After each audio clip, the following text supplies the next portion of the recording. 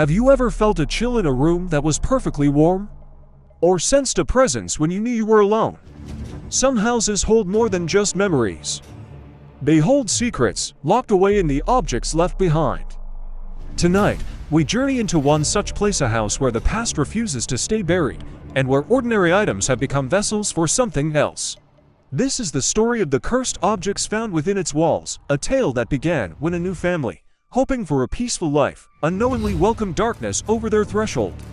It started subtly. A silver locket, tarnished with age, was discovered in a dusty jewelry box. The new owner, a young woman named Anna, cleaned it and wore it.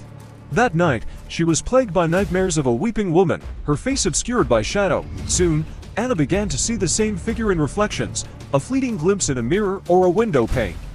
The locket grew cold against her skin, a constant, icy weight. Friends noticed a change in her. The once vibrant Anna became withdrawn, her eyes haunted by a sorrow that wasn't her own.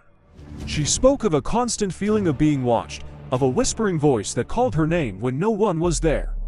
The locket, it seemed, carried the despair of its original owner, a grief so profound it leached the life from anyone who dared to wear it. Next, they found a collection of old books in the attic, bound in cracked leather. One book, in particular, drew them in. It had no title, its pages filled with strange, spidery script and unsettling anatomical drawings. The father, a practical man, dismissed it as an old medical journal. But whenever the book was opened, a strange sequence of events would follow. The lights in the house would flicker and die. Doors would slam shut on their own. Objects would inexplicably move. A cup sliding across a table, a picture frame falling from the wall. One evening, as he read a passage aloud out of curiosity, the temperature in the room plummeted, and the distinct, metallic scent of blood filled the air. The book didn't just contain words, it held a ritualistic energy, a key that unlocked a doorway for unseen forces to step into our world. Perhaps the most disturbing discovery was a box of old photographs in the basement. They were daguerreotypes, portraits of a stern-faced family who had lived in the house a century before. Their eyes seemed to follow you.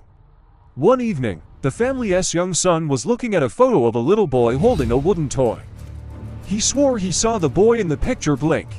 His parents laughed it off, until later that night, they heard the unmistakable sound of a child's laughter echoing from the empty hallway. Over the next few days, they would find small, muddy footprints on the clean floors and hear the faint sound of a toy being dragged across the wooden boards upstairs. The photograph wasn't just an image.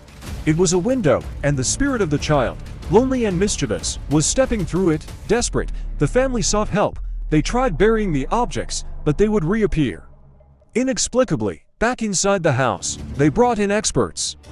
Psychics who spoke of a deep-seated anguish tied to the items. Of lives cut short by tragedy within those very walls. They were told the objects were anchors, binding restless spirits to the property. Their only hope was to perform a cleansing ritual. A dangerous and emotionally draining process to sever the connection and persuade the spirits to move on. After a terrifying night of unexplained phenomena, whispers turning to screams, shadows darting through every room, and unnerving silence finally fell over the house. The objects lost their coldness, the oppressive atmosphere lifted, and the family felt, for the first time, that they were truly alone. But can such a powerful curse ever be truly broken? Or does it simply lie dormant, waiting for the next person to disturb its rest? Have you ever encountered an object that seemed to carry an energy of its own? A piece of jewelry, a piece of furniture, a forgotten antique that brought with it a sense of unease or unexplained events? Share your stories in the comments below. We read every single one.